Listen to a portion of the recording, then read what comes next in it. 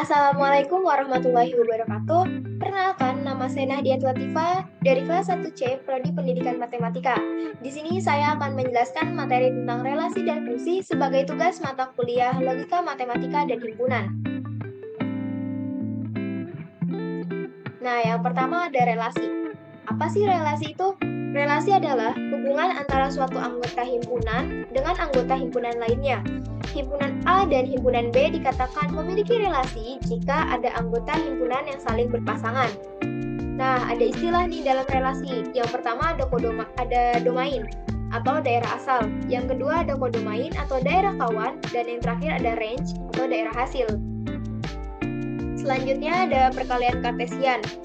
Jika A dan B adalah sembarang himpunan, maka perkalian kartesian dari himpunan A dan B adalah himpunan yang elemennya semua pasangan terurut atau order pairs, yang mungkin terbentuk dengan komponen pertama dari himpunan A dan komponen kedua dari himpunan B.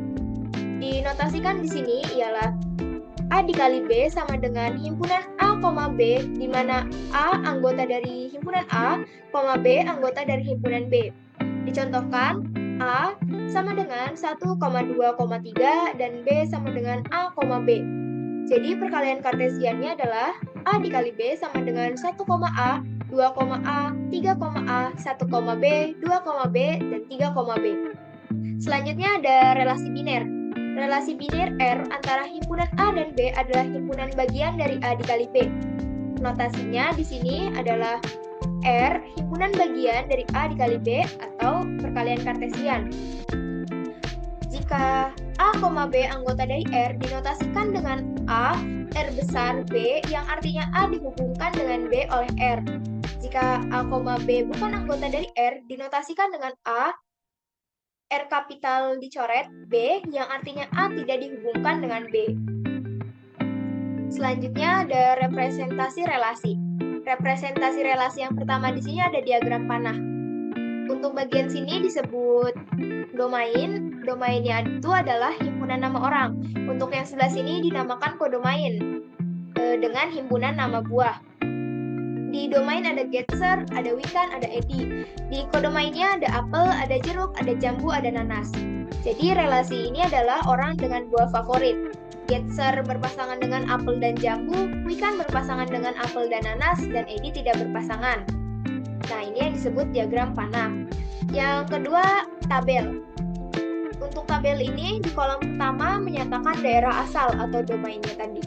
Dan untuk yang kolom kedua menyatakan daerah kawan atau kodomain. Di A, ada Getser, berpasangan dengan apel. Getser berpasangan dengan jambu, Wikan berpasangan dengan apel, dan Wikan berpasangan dengan nanas. Selanjutnya, representasi relasi yang ketiga ada matriks. Misalkan R adalah relasi dari A, yaitu sama dengan A1, A2 sampai dengan AM, dan B sama dengan B1, B2, B3 sampai dengan Bn, relasi dapat disajikan dengan matriks M atau MIJ. A sama dengan MIJ. I-nya itu 1,2,3 sampai dengan M dan J 1,2,3 sampai dengan N. Nah, bentuknya ini akan menjadi seperti ini.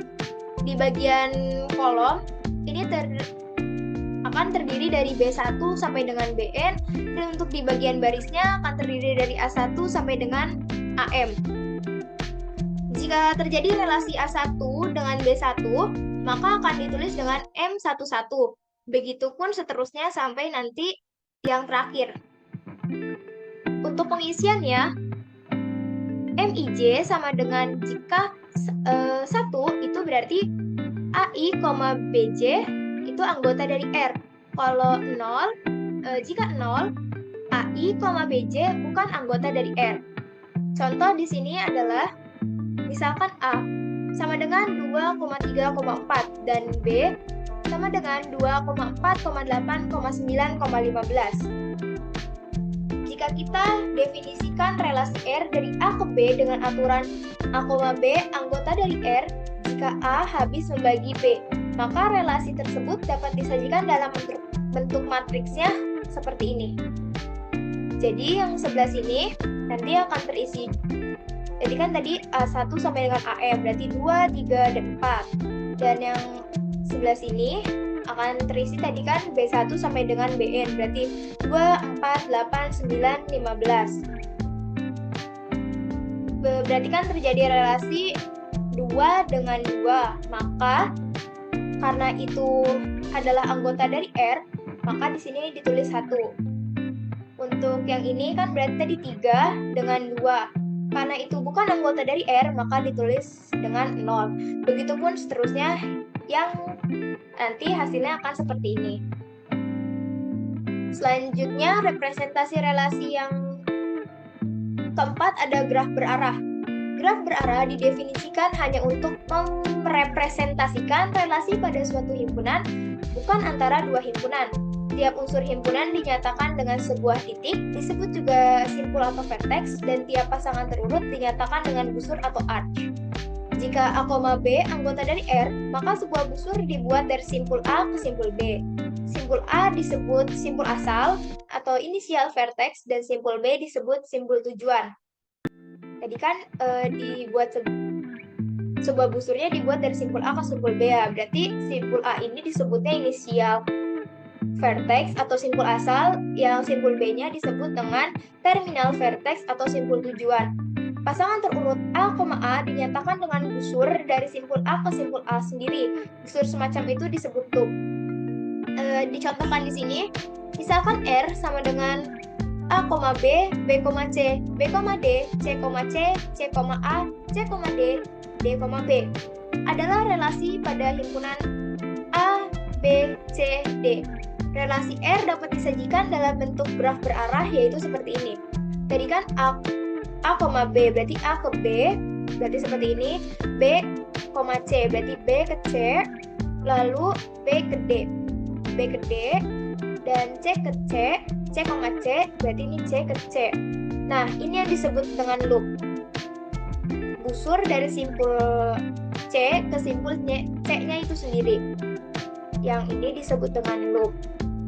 Lalu C ke A, lalu C ke D, dan yang terakhir D ke B. Nah, selanjutnya ada relasi inverse. Misalkan R adalah relasi dari himpunan A ke himpunan B. Inverse dari relasi R dilambangkan dengan R pangkat min 1. Adalah relasi dari B ke A yang didefinisikan oleh R inverse sama dengan B, A, di mana A, B anggota dari R. Dicontohkan di sini, P sama dengan 2,3,4 dan Q 2,4,8,9,15. Q anggota dari P. Jika relasi R dari P ke Q dengan P, Q anggota dari R didefinisikan ketika P habis membagi Q. Dengan R-nya berarti 2,2, 2,4, 2,8, 3,9, 3,15, 4,4, dan 4,8. Nah, diagram panahnya akan menjadi seperti ini nih. Dengan R, P ke Q. R itu berarti P habis membagi Q. R inverse-nya akan seperti apa? Sudah didefinisikan tadi bahwa R inverse itu berarti kan kebalikannya. Jika di sini R-nya P ke Q, maka R inverse-nya adalah Q ke P. Nah, diagram panahnya akan menjadi seperti ini. Dengan R inverse sama dengan Q habis dibagi P atau Q kelipatan dari P. Berarti R inverse sama dengan 2,2, 4,2, 4,4, 8,2, 8,4, 9,3, dan 15,3. Nah, yang selanjutnya ada mengkombinasikan relasi. Karena relasi biner itu merupakan himpunan pasangan terurut, maka operasi himpunan seperti irisan, gabungan, selisih, dan beda setangkup antara dua relasi atau lebih itu juga berlaku untuk operasinya. Hasil operasi tersebut juga akan berupa relasi. Nah, ini kan berarti R1 irisan R2, R1 gabungan R2, R1 selisih R2, R1 beda setangkup R2. Ini juga adalah relasi. Dicontohkan di sini misal A sama dengan A, B, C, B sama dengan A, B, C, D, dengan R1 A, B, C, C. R2-nya A, B, C, dan A, D. Nah, R1 A ke B, R2 pula A ke B. R1 irisan R2-nya itu berarti, kan kalau irisan berarti yang di keduanya ada. Di R1 dan R2, apa nih yang sama? Oh, ada A, A. Berarti R1 irisan R2 adalah A, A. Untuk yang gabungan, R1 gabungan R2. Kalau gabungan itu kan digabung semua ya, antara yang semua yang ada di R1 dan yang ada di R2. Berarti di sini ada A, B, A, C, A, D, B, B, C, C. Untuk R1, R1 selisih R2. Berarti ini yang ada di R1 tetapi tidak ada di R2. Yang berarti ada B, B, C, C. Lalu untuk R2 selisih R1. Itu berarti sama tapi kebalikannya, yang ada di R2 tapi tidak ada di R1, yaitu ada A, B, A, C, dan A, D. Untuk R1 beda setangkup dengan R2. Itu berarti kan semua yang ada di R1 dan R2 kecuali yang dua-duanya punya. Berarti ada B, B, C, C, A, B, A, C, dan A, D. Di A-nya tidak diikutsertakan karena kalau A itu di keduanya ada. Jadi bukan termasuk beda setangkup. Materi selanjutnya adalah fungsi. Kalau fungsi itu apa nih? Fungsi adalah suatu fungsi dari himpunan A ke himpunan B adalah suatu relasi yang memasangkan setiap anggota himpunan A dengan tepat satu anggota himpunan B. Nah, ada syarat nih, suatu relasi merupakan fungsi, yaitu yang pertama, setiap anggota himpunan A harus habis dipasangkan. Lalu yang kedua, setiap anggota himpunan A dipasangkan dengan tepat satu anggota himpunan B. Nah, bisa dilihat di sini. Untuk di A-nya kan ada A, B, sama Z. Di B-nya ada X, ada Y, ada Z. Nah, yang di A semua sudah berpasangan nih. A dengan X, B dengan Y, Z dengan X. Dan di antara mereka yang ada di A, mereka memasangkannya hanya tepat satu anggota di himpunan B. Berarti ini disebut dengan fungsi. Selanjutnya ada notasi fungsi. Fungsi yang memetakan himpunan A ke himpunan B ditulis dengan notasi F.2 A ke B. Ini berarti bacanya fungsi F memetakan anggota himpunan A ke anggota himpunan B. Jika fungsi F memetakan X anggota dari himpunan A ke Y anggota himpunan B, maka Y merupakan peta dari X, sehingga dapat ditulis Y sama dengan Fx. Dalam hal ini, A disebut domain atau daerah asal dinotasikan dengan DF, B disebut kodomain atau daerah kawan dinotasikan dengan KF, lalu anggota himpunan B yang merupakan pasangan himpunan A disebut range atau daerah hasil dinotasikan dengan RF. Nah, selanjutnya ada sifat-sifat fungsi. Sifat-sifat fungsi ini terbagi menjadi 3. Ada fungsi injektif, surjektif, dan bijektif. Untuk fungsi injektif sendiri berarti fungsi F memetakan anggota himpunan A ke anggota himpunan B. Disebut fungsi injektif jika dan hanya jika untuk setiap A1, A2 anggota dari himpunan A dan A1 tidak sama dengan A2, maka berlaku fungsi A1 tidak sama dengan fungsi A2. Bisa dilihat di sini diagram panahnya. Kalau injektif ini berarti setiap anggota kodomain dipasangkan tepat satu kali dengan anggota domainnya. Nah, di sini kan di domainnya ada A, B, C, di kodomainnya ada P, Q, R, S. Nah, A memasangkan dengan Q, B memasangkan dengan P, dan C dengan R. Nah, yang di kodomainnya setiap anggota di kodomainnya dipasangkan tepat satu dengan anggota domain. Nah, berarti ini disebut dengan fungsi injektif.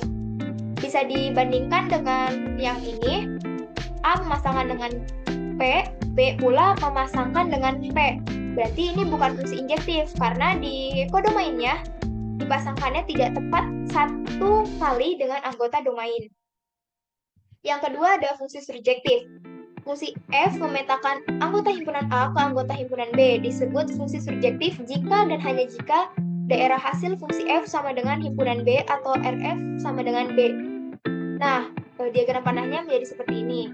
Untuk fungsi surjektif ini, setiap anggota kodomain adalah pasangan anggota domain, bisa lebih dari satu kali. Yang penting di sini kalau fungsi surjektif ini kodomainnya semua dipasangkan. Bisa dilihat di sini. Di kodomainnya kan ada P, ada Q, ada R. Ini semua dipasangkan. Dan ini kan bisa lebih dari satu kali kan. Jadi ini disebut fungsi surjektif.